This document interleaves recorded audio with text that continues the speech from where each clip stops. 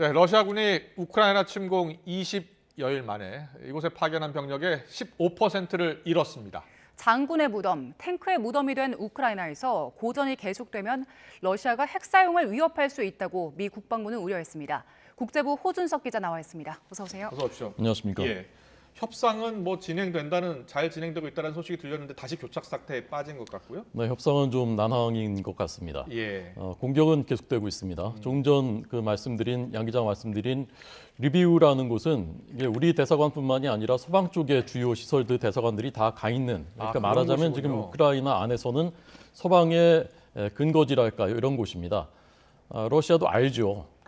그런데 엊그저께 이제 야보리우 나토군이 훈련을 했었던 국경 바로 옆에 있는 야보리우 폭격에 이어서 네, 여기 또 폭격했다는 것은 서방에 대한 위협 경고 메시지라고 볼 수 있겠습니다. 그렇겠네요. 네. 예, 제2의 도시 하르키우 여기는 이제 동쪽 저희 끝쪽에 네. 있는 곳인데요. 예. 여기는 외곽에 또 학교하고 문화센터를 공격해서 21명 민간인이 사망했다고 AFP 통신이 보도했습니다. 네, 좀 전 양 기자가 말씀드린 그 마리우폴의 민간인 대피소 어린이라고 양쪽에 크게 써놨는데도 예. 거기를 이제 폭격을 했습니다.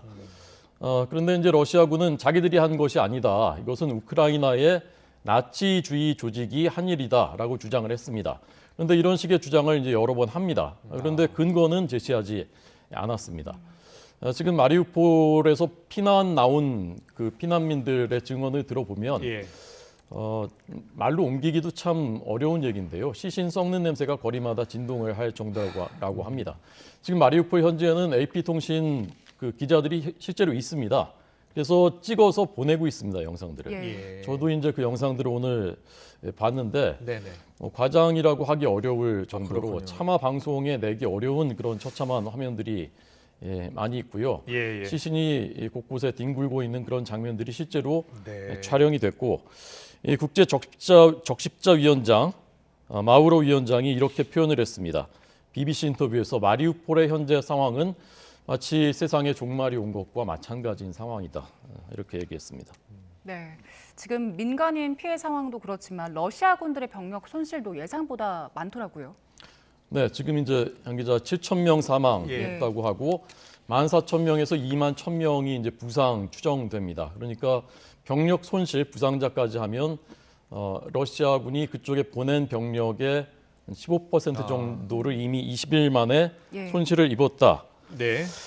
그래서 오바마 정부 때 러시아하고 우크라이나 문제를 담당했던 국방부의 전직 고위 관료가 이 정도가 되면은 사기나 부대 결집에 엄청난 영향을 미친다.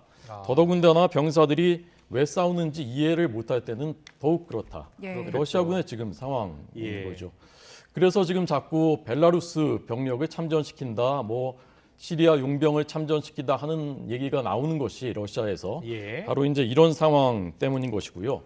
육군이 이렇게 실패를 하다 보니까 자꾸 이제 공습을 해서 민간인 시설을 붙잡을 폭격하는 이렇게 되는 것이죠. 예. 그리고 또 러시아 장군들 지금 잇따라 우크라이나에서 사망하고 있어요. 네, 마리우폴에서 예. 네 번째 장성을 사살했다고 우크라이나 군이 발표했습니다. 네 명이 다 소장입니다. 이 네 명이 다 그 우크라이나 저격수들이 가서 사살했다라는 것이 우크라이나의 발표거든요. 예. 근데 이번에 BBC 추정으로는 장군 20명 정도가 참전을 했다고 합니다. 러시아군에서. 네. 근데 그중에 지금 20일 만에 5분의 1을 손실을 본 것입니다. 네. 러시아군이 2015년부터 시리아 내전에 개입을 하고 있는데 지금까지 7년 동안 3명 장성이 숨졌습니다. 그런데 지금은 20일 만에 4명이 사망을 한 것입니다. 자, 그럼 왜 그러냐? 두 가지 그 단서가 있습니다. 젤렌스키 대통령 측근이 월스트리트 저널하고 인터뷰를 하면서 우크라이나 군에는 상대국의 적군의 장성들의 동태를 파악하는 특수정보팀이 있다라는 말을 했습니다. 그러니까 세밀하게 동선 파악해서 깊숙이까지 저격수가 가서 쏘고 그것을 알려서 적군 사기 떨어뜨리고 아군 사기는 올리고 이런 그 전략인 것입니다. 예. 또 하나는 역시 월스트리트 저널의 분석인데 러시아군은 구조상 장성이 모든 책임을 지고 모든 의사 결정을 하는 중앙 집권적인 체제다. 그래서 최전선에 자꾸 나가게 된다는 겁니다. 장성이 보통은 이제 뒤에 있는 경우가 많은데 예. 더군다나 지금 이제 사기가 떨어져 있고 뭐 탈영하는 병사들도 나오고 보급이 잘 안 되고 그러니까 자꾸 또 장군이 나갈 수밖에 없다는 얘기죠. 네. 예. 우크라이나가 탱크의 무덤이라고 불리던데 지금 상황을 표현한 거죠? 네, 탱크가 200대 이상 파괴된 것으로 아, 분석되고 있고요. 예. 우크라이나군은 63대가 파괴됐다고 합니다. 그러니까 아. 3배 이상 예. 러시아군 탱크가 파괴되고 있는 것인데 우크라이나가 거기다가 콕 집어서 이번에 미국에 요구한 무기가 있습니다. 신병기가.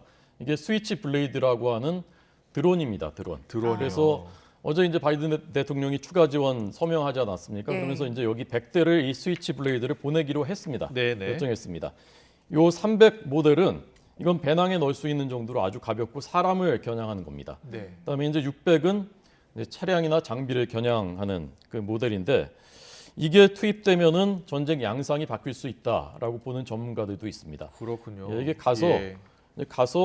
목표물을 탐지해서 그 위에 떨어져서 자폭하면서 파괴시키는 그래서 킬러 드론이라고 불리는 것이고요. 예. 미국 육군하고 해군에서 이거 뭐 보자마자 채택했다고 할 정도로 네. 굉장히 이제 효용성이 있는 무기고 대체로 보면 지금 이제 그 우크라이나 전장에서 양상이 제 인상은 우크라이나는 좀 발빠르게 가볍게 좀 영리하게 싸우는 이런 양상이고 러시아군은 뭔가 좀 무겁고 좀 닫혀 있고 폐쇄돼 있고 네. 이런 양상인 것 같다라고 보여집니다. 알겠습니다.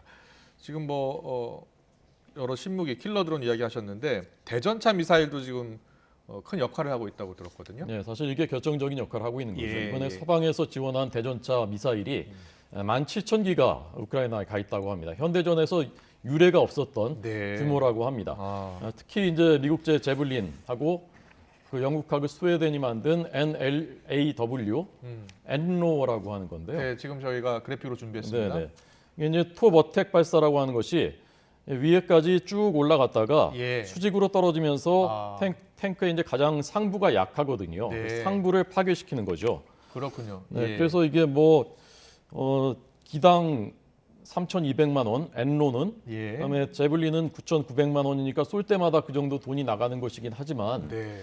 탱크가 한 50억 원 정도 됩니다. 러시아제 탱크가. 예, 예. 그렇게 보면은 굉장히 이제 효용성이 높은 장비다라고 할 수가 있겠고 과거에는 이게 유선이었답니다. 유선. 아. 쏘는 장치하고 미사일이. 예. 그래서 사수가 맞출 때까지 있어야 돼 그 자리에. 근데 지금 이 미사일들은 무선으로 진화가 돼서 예. 쏜 다음에 피합니다. 아. 1km 밖에서 쏘고 피하면 예. 반격할 수가 없고 아. 이렇게 되니까 처음에 러시아군이 밀고 들어올 때는 국경지대는 광활하니까 그냥 탱크로 밀고 들어오는데 아무 장애물이 없었는데 이제 도시 근처로 들어오니까 건물들이 있고 그래서 거기서 숨어서 이걸 쏘니까 지금 꼼짝을 못 하고 있는 거예요. 그렇군요. 예. 네. 그리고 미 국방부에서 경고가 나왔는데 이런 식으로 러시아가 고전을 거듭하게 되면 결국에는 핵무기를 사용할 수 있다 이런 경고를 했더라고요. 네, 사실 어제 그저께 구테우스 유엔 사무총장이 이 비슷한 메시지를 했는데 그때는 사실 다소간 원론적인 얘기였는데 이번에는 미국 국방부의 국방정보국장이 미 하원 군사위원회 청문회에서 이렇게 얘기를 한 것입니다. 지금 재래식 전력, 그러니까 병력, 장비들 자꾸 이제 밀리다 보니까 이렇게 되면 러시아가 남은 것은 핵무기. 핵무기는 강력하거든요, 러시아가. 예. 탄두수가 미국보다 더 많고 핵무기를 사용하겠다는 위협을 서방에 보낼 수 있다. 또 경제 제재를 받고 있지 않습니까? 그러니까 예. 무기를 생산할 능력이 떨어질 것으로 보입니다. 앞으로. 그렇게 되면은 점점 여기에 의존하게 될 가능성이 있다라는 일종의 이제 경고이자 우려이자 이제 이런 상황이고요. 지금 종전 협상은 좀 난항인 것 같습니다. 러시아는 그 15개항 어제 얘기가 나왔을 때 좀 구체적으로 진전되나 보다 했는데 여기 네. 15개항에 돈바스 독립 인정해라. 그다음에 예. 크림반도 합병 인정해라라는 게 들어 있다고 합니다. 후속 보도를 보면 우크라이나가 받기 어려운 거고요. 예, 예. 우크라이나는 유사시에는 미국, 영국, 터키가 군사적으로 개입할 수 있게 체제를 만들자라고 또 요구를 했는데 이건 또 러시아가 받기 어려운 그런 대목이고요. 예. 조금 전에 한 가지 좀 주목되는 소식이 들어왔는데요. 네. 그 세르게이 라브로프 러시아 외무장관이 탄 비행기가 러시아를 향해서 가다가 회항한 것으로 보인다라는 보도를 미국 폭스뉴스하고 독일의 빌트지가 했습니다. 그러니까 아직 최종 확인은 되지 않은 것인데 만약에 사실이라면 오늘 이제 미중 정상이 통화하거든요. 네. 우크라이나 등등의 그렇습니다. 문제로. 예. 그래서 이게 어떤 정세 변화가 있는 것인지 또 하나의 변수인지 주목을 좀 해봐야 될 것 같습니다. 알겠습니다. 네. 러시아가 중국에 도움을 요청했는데 돕지 말라는 게 이제 바이든의 생각이고 바이든이 그렇게 그렇습니다. 설득한다는 거 아닙니까? 네네. 알겠습니다. 어떻게 두 정상이 어떤 합의를 이끌어낼지도 지켜보겠습니다. 지금까지 국제부 호준석 기자와 함께했습니다. 잘 들었습니다.